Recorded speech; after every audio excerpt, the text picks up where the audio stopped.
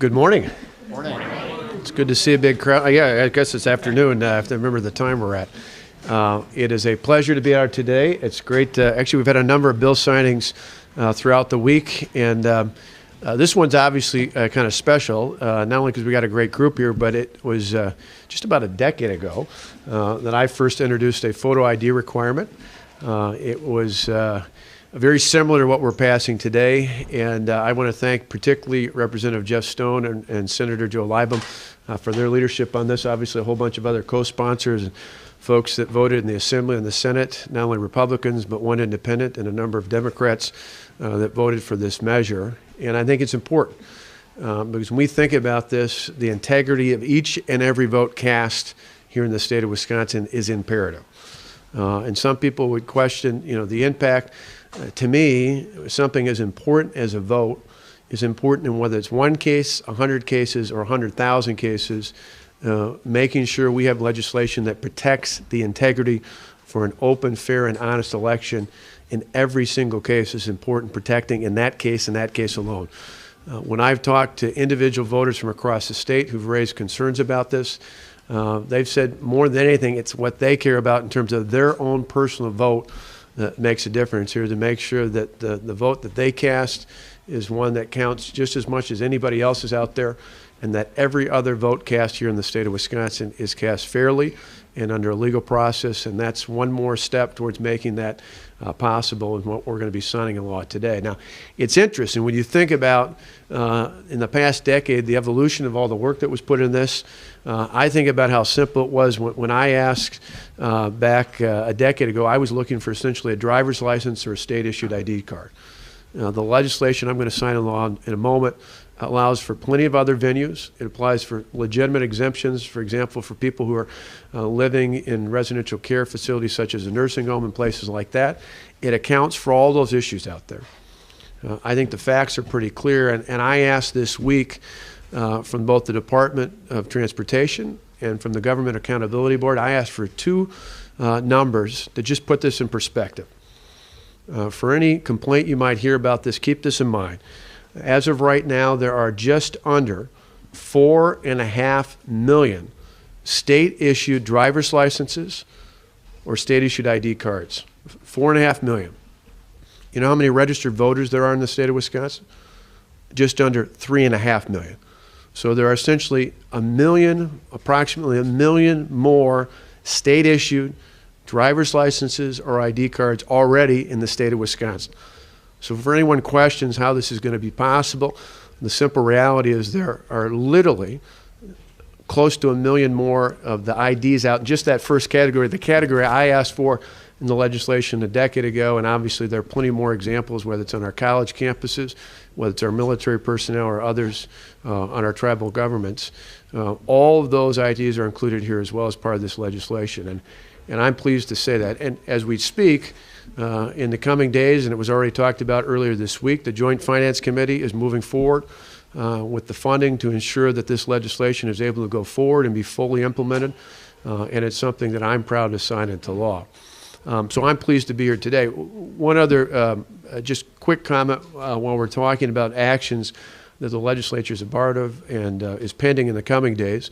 Many of the folks standing here as well will be voting on this hopefully in the coming week or so.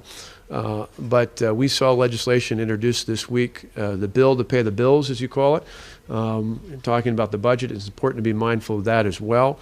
We're supportive of the legislature moving forward and taking action to pay our bills here. I point out for some time that like families all across the state, you get a point where the credit card bill is running up too big, it's time to cut up the credit card and ultimately pay those bills. And after years and years and years of state government running up the credit card bill, what we're doing with the revenue that was brought in because of good, healthy revenue projections that came out recently is making sure we're paying off the bills that are past due and the bills that are pending, so that it puts us in a better position, not just for this budget, but for coming budgets, to make sure we make a true commitment to the future so that our children and our grandchildren don't face the kind of dire consequences many of us here and across the country have been facing this year as well. So that's just an aside as we talk about it, but it's my thrill here today. The last thing I just want to do is not only to thank, as I mentioned, our two key lead sponsors, all the other co-sponsors who are here, lawmakers who voted for this measure, but many of the people in this room and many other people across the state have for years been standing up and saying we need to have fair, open, and honest elections in this state.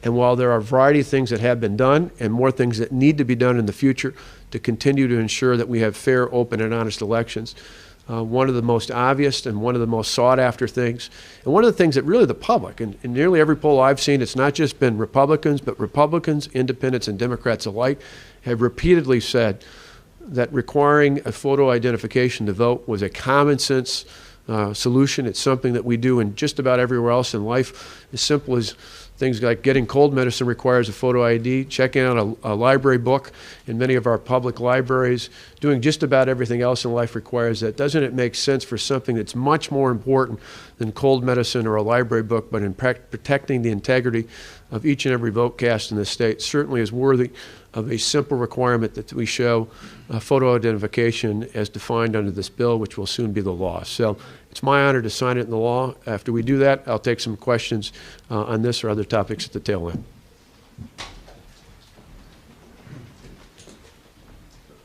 There's a couple of kids out there. I was getting asked these, why do you have so many pins?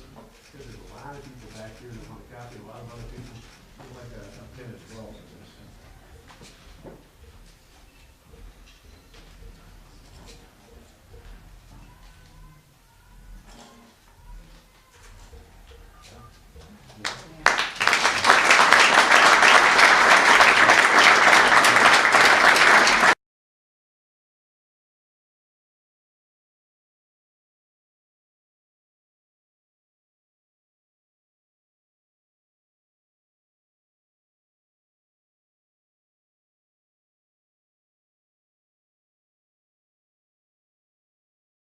Thanks to all the people who yet again entrusted in me your vote as the governor to be the 45th and continue to be the 45th governor of the great state of Wisconsin.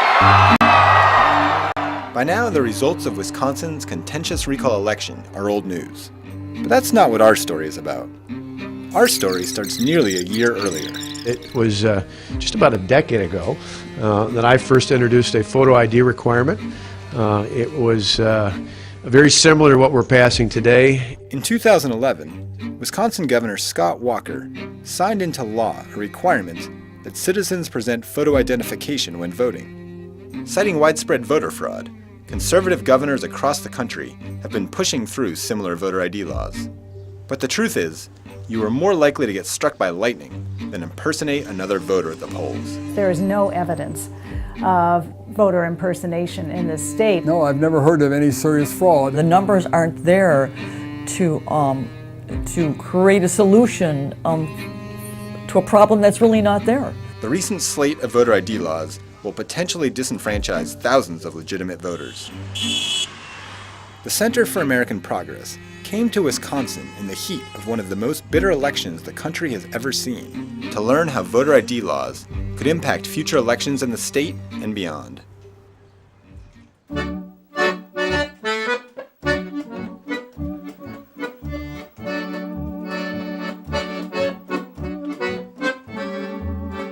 I'm Don Miller, and this is Florence Hissing. We live up here in Bayfield, Wisconsin. It's way up in the northern part of Wisconsin, right by Lake Superior, the coldest and the deepest lake of the Great Lakes.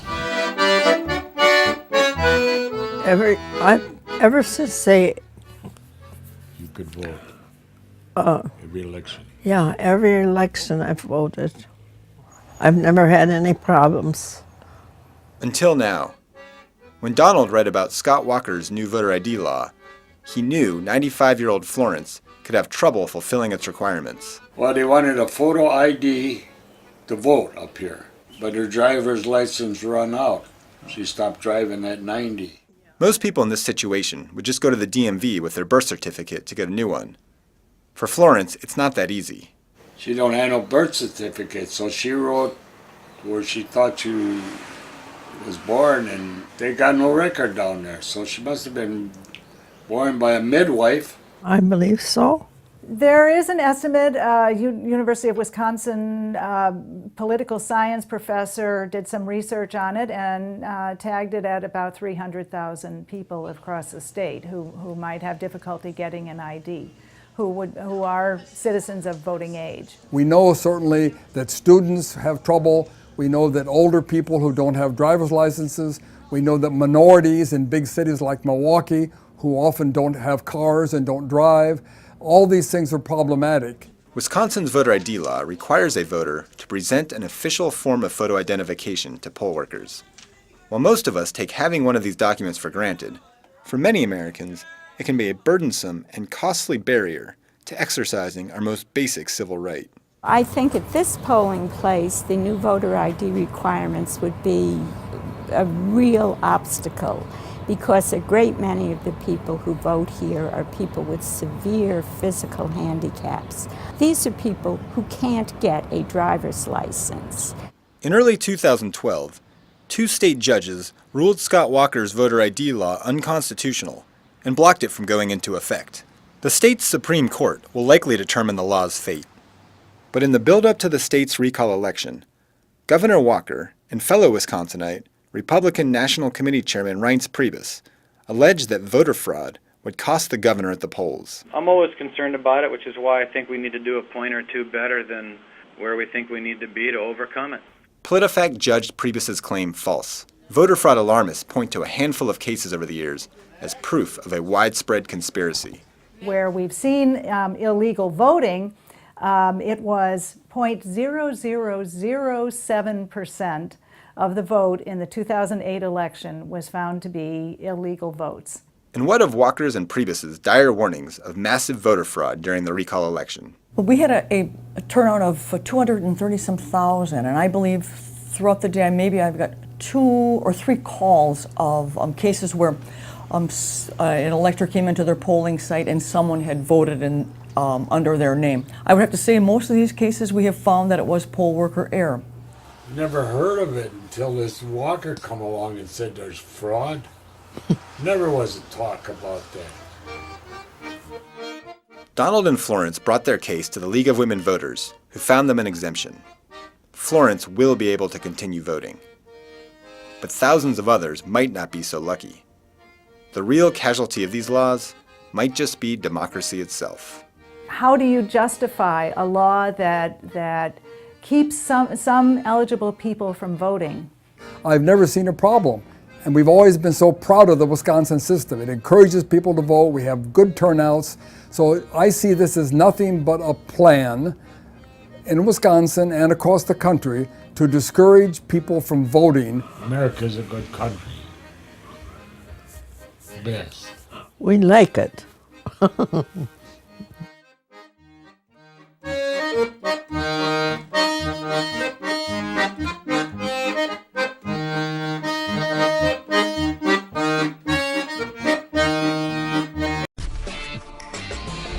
After 36 years with same-day voter registration in Wisconsin, Governor Scott Walker thinks it's time for a change. States across the country that have same-day registration have real problems because the vast majority of our states have poll workers who are wonderful volunteers who work 13-hour days. In most cases are retirees. It's difficult for them to handle the kind of volume of folks who come at the last minute. It'd be much better if registration was done in advance of Election Day. Oh, yeah, it would be much better. It's really difficult for those retirees to handle the volume. The governor doesn't want to overwork the older poll watchers. Why would he want to do this? It must be because of those retirees he wants to help. It's definitely not because President Obama won Wisconsin by 7 points. Can it get any more obvious? Since the voter ID law Walker signed is on hold, he's looking for any way to suppress voters. But the Huffington Post talked to Wisconsin poll workers, including several in their 60s and 70s. They say Walker's way is way off the mark. 61-year-old Ruth Irving says this whole idea that this is somehow a burden on poll watchers and workers is just not true. 75-year-old Lenore Rush says, quote, for Walker to say that the people who are doing the registration can't keep up is just foolish. But the best response may be from 70-year-old Sandra Edlin. Quote, I haven't actually timed it, but I would expect that voting would take twice as long if you have to show voter ID. Did Walker think he could pretend suppressing voters was all to help out some elderly election workers? Nice try, Governor, but your own state poll watchers got you.